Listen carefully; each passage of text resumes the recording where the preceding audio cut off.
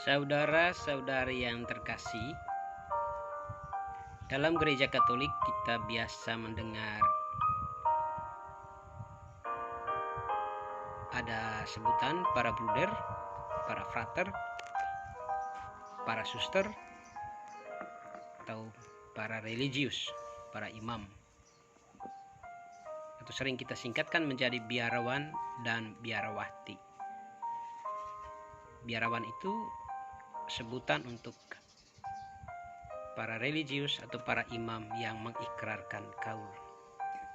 Juga untuk biarawati adalah sebutan untuk para suster yang mengikrarkan kaul. Sementara untuk para imam diosesan tidak mengikrarkan trikaul seperti biarawan biarawati. Meskipun demikian, mereka tetap dituntut oleh gereja untuk melaksanakan hal yang sama dalam kehidupan. Ada 5 tahap yang harus dilewati oleh seorang religius, baik bruder, frater, suster, sebelum dia mengikrarkan kaul kebiaraan, kaul kekal dalam hidup membiara. Pertama, ada yang disebut dengan aspiran. Tahap paling awal, paling pertama itu adalah aspiran. Aspiran adalah calon biarawan atau biarawati yang sudah menyatakan keinginannya atau aspirasinya, aspiran atau aspirasinya untuk hidup membiara. Namun belum secara final memutuskan. Ia masih dalam tahap pengenalan. Demikian pula pihak biara belum secara resmi menerimanya sebagai calon. Masa aspiran ini bisa berlangsung di dalam ataupun di luar biara. Artinya dia bisa memilih untuk tinggal di luar, misalnya di paroki-paroki atau di tempat yang memungkinkan bagi dia bisa menjaga dan merawat pilihannya.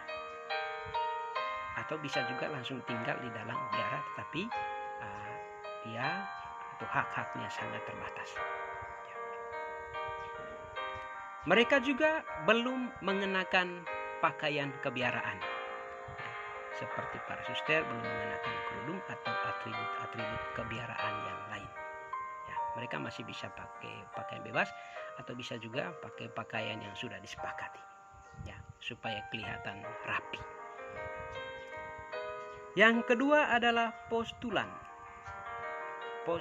Tahap kedua adalah masa postulan, yaitu calon biarawan atau biarawati yang sudah secara resmi dinyatakan sebagai calon anggota tarekat.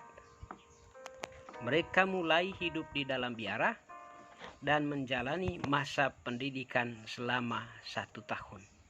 Biasanya dalam masa postulan ini adalah diperkenalkan tentang kehidupan membiaraan, tentang kehidupan membiara. Kenalkan kepada semangat doa, juga nilai-nilai yang menjadi bagian dari spiritualitas di masa postulan ini. Yang ketiga atau tahap ketiga, masa ketiga dalam hidup membiara adalah novis. Novis arti harafiahnya adalah orang baru dalam tarekat.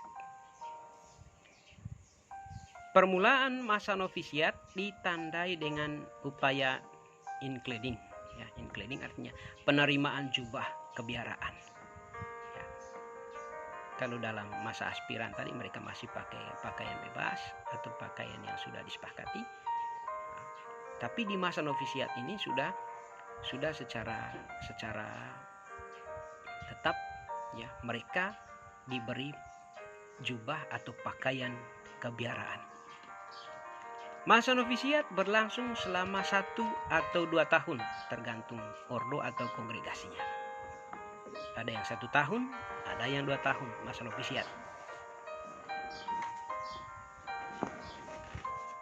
Di masa ini mereka mencoba untuk menghayati hidup sebagai biarawan atau biarawati, ya, dengan ketiga kaulnya.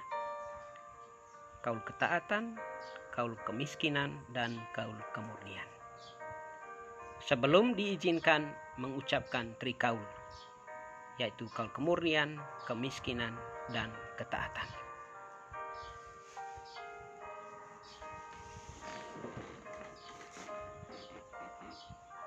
Yang keempat atau tahap keempat adalah profesi, pengikraran.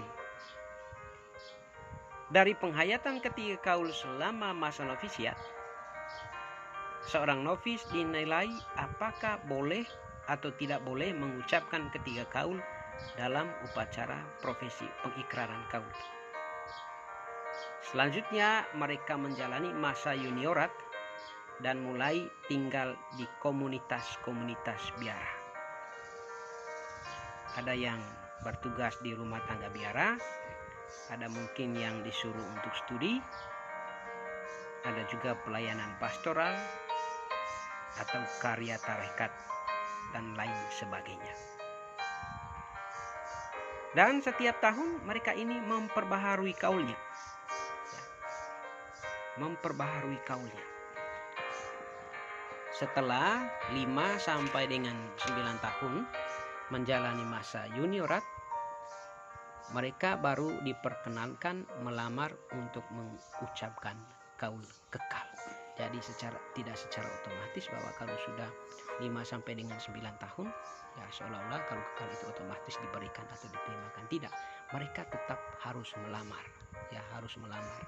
Kalau misalnya dia masih mampu untuk menjalankannya, maka dia akan mengajukannya untuk kaul kekal.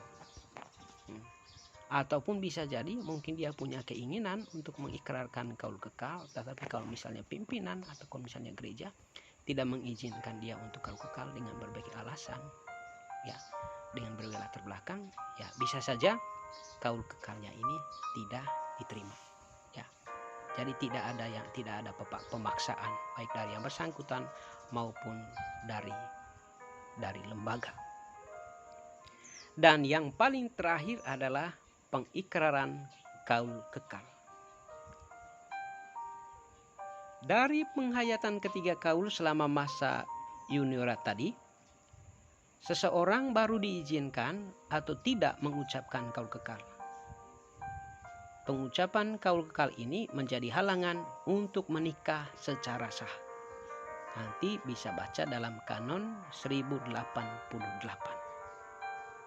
Jadi kalau misalnya ada seorang frater, seorang bruder atau seorang suster yang sudah kaul kekal dan keluar, ya, maka nanti kalau dia menikah, dia akan berhadapan dengan kanon 1088. Nanti baca sendiri bagaimana bunyinya di situ.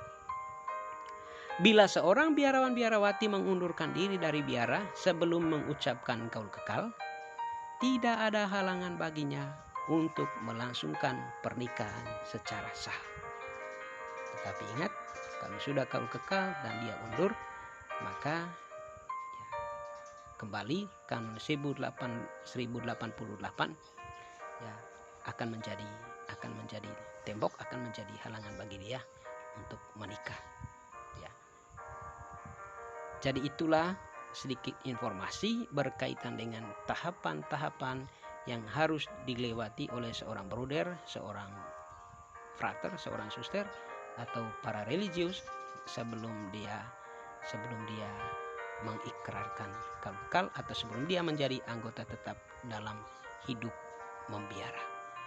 Semoga informasi ini bisa memberikan masukan atau hal-hal yang berguna untuk kehidupan dan juga kekayaan iman